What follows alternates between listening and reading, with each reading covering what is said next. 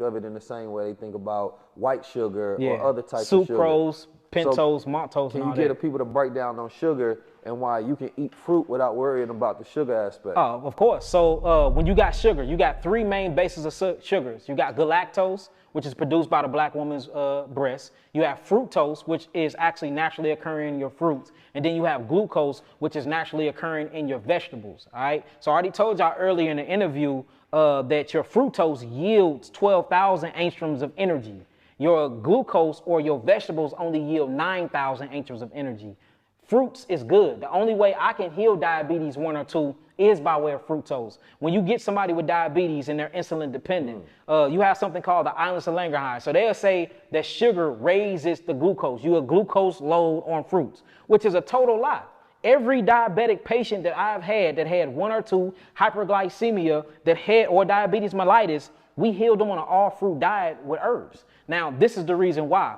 Fructose. When you eat fructose bypass the pancreas. The pancreas has something called the islands of Langerhans. You have the alpha cells, which produce glycogen. You have the beta cells that produce insulin. Then you have the delta cells that produce something called somatostatin. Somatostatin is a mixture of a growth pituitary hormone, and it's mixed with glycogen again.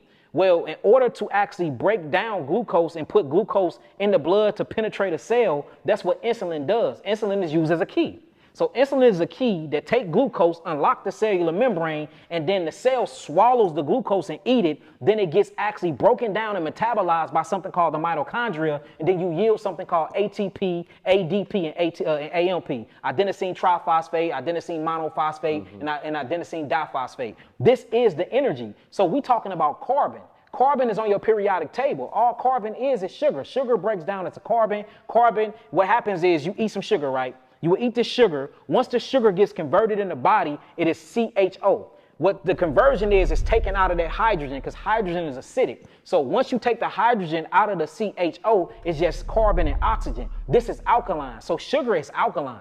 What's not alkaline is when they take the sugar out of something like a corn, because corn have natural fructose, and then they burn it and change the chemical composition because they put fire to it. The moment you put fire to it, it changes the chemical composition. Now they're heightening it. So they call this high fructose corn syrup. Now it's no longer a fructose, it becomes a dextrose, or it becomes a pentose, which is a 5-sugar phosphate, or they call it sucrose. These things are called polysaccharides.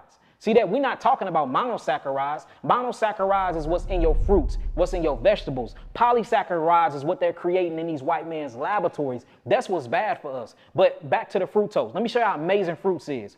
If you are diabetic and your pancreas is down because whether it got a fluke worm in it, Fascioloscus bushki worm in it, a hookworm, a thread worm, usually you find parasites inside of the pancreas when somebody is suffering from diabetes, and you find that mucus is down or the adrenals are down because the adrenals is in control of something called the autonomic nervous system. The prefix to autonomic is auto. These are things that runs on autopilot. Digestion is supposed to be on autopilot. The flickering of your eyes is on autopilot. Your breathing and your lung capacity is on autopilot. The heartbeat is on autopilot. All these are controlled by the parasympathetic, sympathetic, autonomic nervous system. Well, your pancreas yielding insulin, that's a nervous system issue because the adrenals are down. And the reason why the adrenals are down because you're eating the wrong foods, and these foods are creating toxins and byproducts that you're not getting out of your body because you haven't opened up the lymphatic system and the kidneys to filtrate all of that toxemia out, or your skin is not working.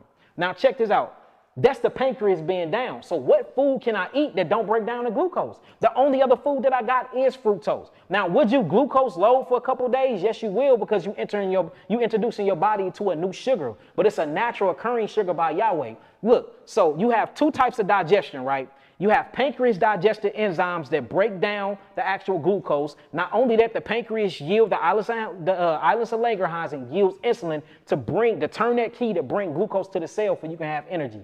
Fructose completely bypass the pancreas. It go a lipid route. This lipid route is through the liver, and then it's called cellular infusion, where the actual sugar will infuse itself in the cell and don't even use the pancreas. And there's plenty articles, the government articles written up on this, and we have the clinical trials with at least 100 diabetics that prove this stuff, that we healed them on an all-fruit diet with minimum herbs. So let me ask you, because that was a beautiful breakdown, first of all. You understand me? I can definitely tell you well studied in your science. You talked about ATP. Which fruits have the greatest production for ATP? We would say high yielding fruits, the fruits that grows the highest to the sky. So now we're talking about carbohydrates. And all that is carbon, hydrogen, and oxygen mixed together. So once that oxygen get out, these are called high yielding carbon constituent chains. What, like bananas? So bananas will give you a high yielding ATP, but bananas are on the starchy side. So I never recommend anybody eating bananas that's trying to cleanse, because now you're gonna start building up a whole lot of glycogen on the liver. You see what I'm saying? So we would say things like mangoes, coconut water, very electrical, cucumbers, very electrical. Now we're starting to get into something that you would call H3O2 change, not H2O, which is water like this. See, this water dehydrates you.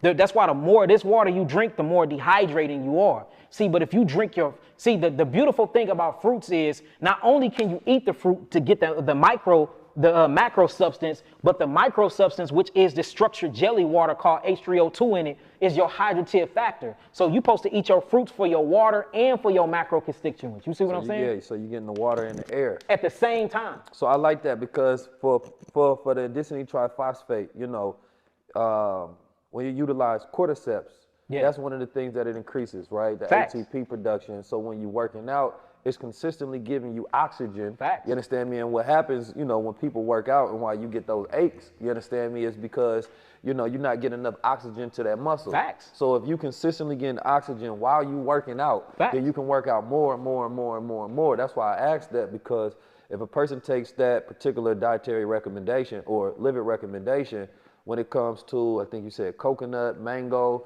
cucumbers, watermelons, fruits, berries, and melons. Fruits is your highest. I mean, berries is your highest, because berries have the oxygenators. Them are your antioxidants. You know what I'm saying? Them are where all of your biophotons and bioflavonoids. So now I want to get to the biophotons and the berries in a second. But I want to talk about your mushrooms though, because you talking about the cordyceps. Them are high yielding. But if you look at the chemical makeup of cordyceps, and they're really a fungi rather than a mushroom. Yeah, and we're talking about the actual mycelium network. Yeah. This is an invisible network that everything is. Without mushrooms, we wouldn't even be here. Everything exists off this mycelium network. But guess what is the main chemical constituents of mushrooms? Carbon. Well, guess what carbon is? Sugar.